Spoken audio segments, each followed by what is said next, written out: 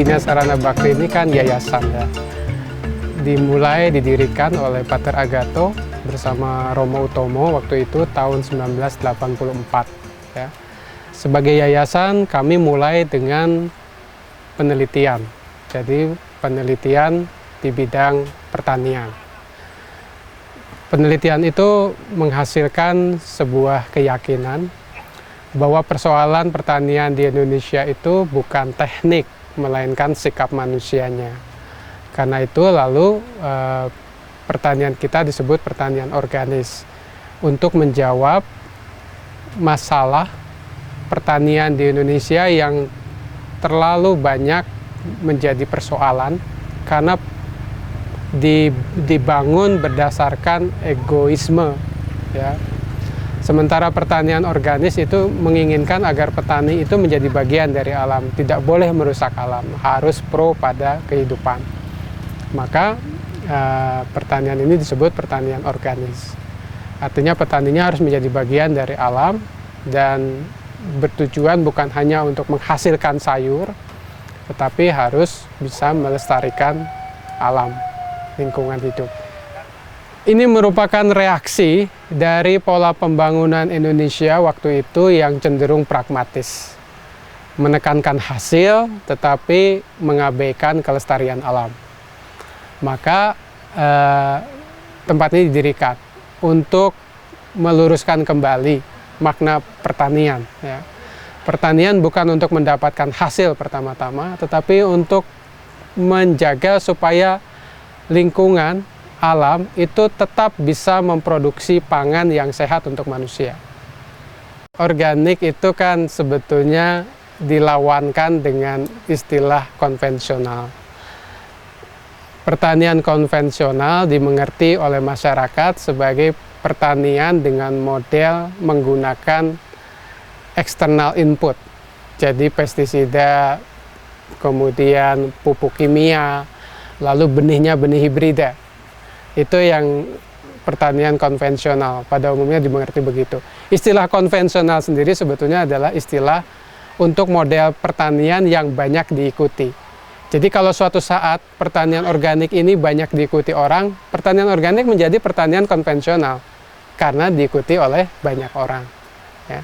Nah sekarang pertanian konvensional yang ada di Indonesia ini adalah pertanian konvensional yang mengikuti konsep revolusi hijau, menggunakan pestisida, menggunakan pupuk kimia, benihnya benih hibrida. Jadi itu yang pokok-pokoknya, sehingga pertanian organik dilawankan dengan pertanian konvensional, karena pertanian organik tidak menggunakan pestisida, tidak menggunakan pupuk kimia, dan benihnya benih lokal. Nah, apa bedanya dengan pertanian organis? Pertanian organis lebih dalam maknanya. Dia bicara tentang sikap manusianya. Jadi sayuran organis pada prinsipnya sama, dari sudut bentuk nggak beda. Tapi pemahaman tentang sayuran organis menjadi lain.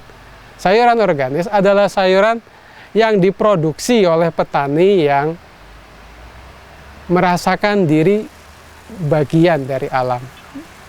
Merasakan penghargaan yang tinggi pada alam. Itu pertanian organis. Jadi petani ini memang bagian dari alam, dan kesadaran itu yang kami tanamkan supaya dalam proses bertani itu sangat peduli pada kehidupan. Jadi kalau dia lihat tanaman, dia tidak lihat tanaman sebagai komoditas. Dia lihat tanaman sebagai kehidupan. Maka tugas petani bagaimana membuat tanaman itu hidup nyaman.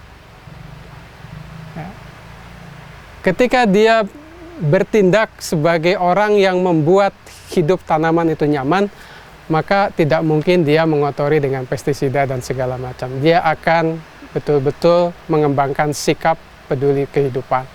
Lalu hasilnya, alam akan membalasnya dengan hasil panen yang baik. Kalau kita bicara dari sisi konsumen, sekarang ini ada kesadaran orang ingin sehat, ingin mendapat makanan yang sehat.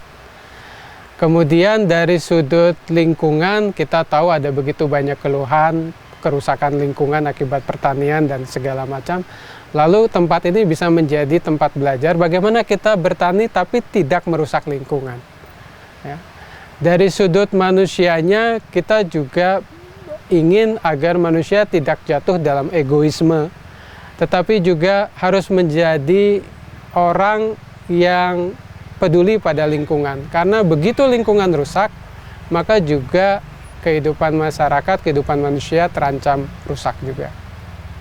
Prinsipnya Indonesia sekarang mulai berkembang ya, pertanian organik itu ada di macam-macam daerah. Kita punya Asosiasi Organik Indonesia. Yang tergabung dalam Asosiasi Organik Indonesia itu adalah petani-petani dari seluruh Indonesia.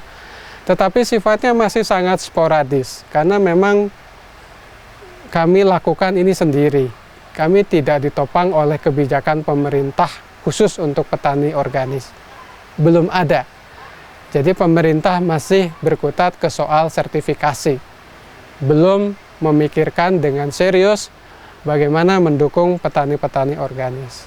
Di Jogja sudah ada dukungan pemerintah daerah sebagai salah satu contoh pionir. Bagaimana pemerintah daerah itu mendukung petani organis. Mereka mewajibkan setiap desa punya sapi. Sapi itu mengeluarkan kotoran. Dan kotoran itulah yang dipakai sebagai bahan untuk kompos. Kewajiban memelihara sapi itu kami nilai sebagai pro pertanian organis. Tanda-tandanya sudah ada, pertanian organis akan menjadi pertanian konvensional. Artinya diikuti oleh banyak orang. Apa tandanya? Permintaan pasar makin tahun makin banyak. Kesadaran pada kesehatan makin tinggi.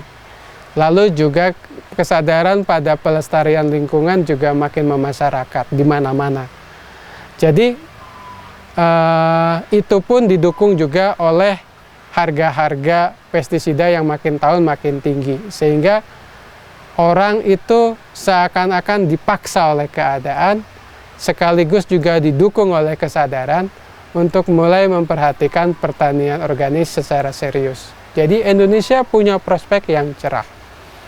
Apalagi Indonesia itu memiliki kesempatan bertanam sepanjang tahun dibandingkan dengan negara-negara yang 4 musim. Mereka nggak bisa bertanam sepanjang tahun. Indonesia 2 musim, di musim kemarau dan hujan. Di musim dan kemarau hujan itu dua-duanya kita bisa bertanam. Perlu diperkenalkan pertanian organis pada anak-anak sekolah dasar. Bagaimana memanfaatkan lahan, bagaimana memanfaatkan sampah-sampah rumah tangga, supaya dari sana tercipta kepedulian pada nilai-nilai kehidupan, nilai-nilai kelestarian alam dan segala macam. Lalu pemerintah harus mulai memikirkan topangan ya, atau sokongan pada petani organis. Caranya bukan dalam bentuk bantuan tunai, tapi caranya adalah dengan memberikan semacam kondisi supaya misalnya petani organik itu tidak kesulitan dapat pupuk kandang. Petani organis bisa memanfaatkan lahan-lahan tidur dengan optimal tanpa merusak lingkungan di situ. Nah, Indonesia itu punya lahan tidur yang banyak sekali dan itu hampir semua dikuasai oleh pemerintah.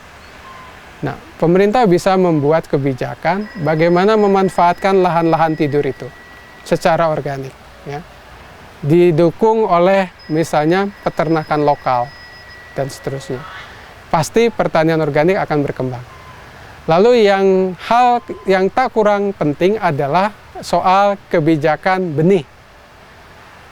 Pemerintah kalau mau mendukung pertanian organis harus menciptakan kebijakan-kebijakan yang tujuannya adalah mengembangkan benih lokal. Karena salah satu kesulitan yang dirasakan oleh semua petani Indonesia adalah kelangkaan benih, ketergantungan pada benih hibrida. Jadi, pemerintah Indonesia akan memberi bantuan secara signifikan kalau memiliki kebijakan pengembangan benih lokal. di setiap daerah. Lalu dengan sendirinya petani akan mulai kembali pada kebijaksanaan lokal, mengembangkan pertanian organik di daerahnya masing-masing sesuai dengan tradisi budaya setempat. Maka pemerintah sudah membantu petani organis. Luasnya sini total 14 hektar. Di atas 14 hektar ini kita menanam sekitar 70 jenis sayuran. Ya. Dan itu sesuai dengan musim. Kalau musim hujan itu sekitar 50-an tanaman atau 32 tanaman. Ya. 32 tanaman pokok. Itu terdiri dari jenis kacang-kacangan, daun-daunan, brasika, kemudian sayuran buah semacam tomat, cabai, dan umbi-umbian. Ada wortel, ada lobak, ada ubi, dan seterusnya. Pengelola teknis di sini terbagi ada divisi produksi. Kalau divisi produksi sekarang ini ada di bawah PT Agato Organis, ya. Petani-petaninya itu berasal dari lingkungan sekitar sini, jadi 90% orang-orang sini semua. Mereka bertani di sini, lalu kami sediakan perumahan juga untuk yang berkeluarga. Untuk yang belum berkeluarga, kami sediakan asrama. Asrama untuk petani yang masih belum berkeluarga. Jadi mereka bisa fokus pada pertanian karena lalu tidak dibebani oleh persoalan rumah dan sebagainya. Jadi kami ingin supaya mungkin gajinya tidak terlalu besar, tetapi lalu kebutuhan dasarnya tercukupi. Kami ada kegiatan produksi, ya, produksi sayur, lalu ada pemasaran sayuran organik. Lalu untuk membantu masyarakat memahami pertanian organik, kami juga ada diklat, pendidikan dan pelatihan untuk para petani atau untuk para pecinta pertanian organik, ya. Jadi itu kegiatan utamanya yang ada di sini. Yang terlibat di sini tentu saja dari kalangan profesional, kemudian petani itu sendiri, lalu juga untuk pelaku diklat kami menerima praktek kerja lapangan mahasiswa, kemudian para peneliti juga kami libatkan di sini untuk menemukan macam-macam hal terkait dengan misalnya persoalan OPT atau benih, pengadaan benih misalnya. Itu yang kami lakukan. Proses budidaya itu dimulai dari benih lokal. Ya. Jadi kami membudidayakan benih lokal supaya benih lokal tidak hilang. Lalu ada yang namanya kesuburan tanah. Ini adalah penopang pertanian, karena bertani itu kan di atas tanah. Kami melihat tanah itu sebagai media kehidupan. Artinya, ketika kita memberi input pada tanah, fokus utamanya adalah memberi kehidupan, memberi pangan bagi kehidupan yang ada dalam tanah. Nah, kehidupan mikroorganisme, makroorganisme itulah yang memproses sehingga menghasilkan kesuburan tanah. Kemudian dari sudut pemeliharaan tanaman atau dari sudut serangan OPT, kami menggunakan pendekatan ekosistem. Jadi lingkunganlah yang mengendalikan serangan OPT atau hama, sehingga kami tidak menggunakan pestisida, tapi mengandalkan ekosistem yang lengkap. Di dalam ekosistem yang lengkap terdapat rantai makanan. Rantai makanan itulah yang membuat lalu ekosistem terjaga, ya. Ada keseimbangan di situ. Jadi tidak perlu ada ledakan populasi hama. Gitu.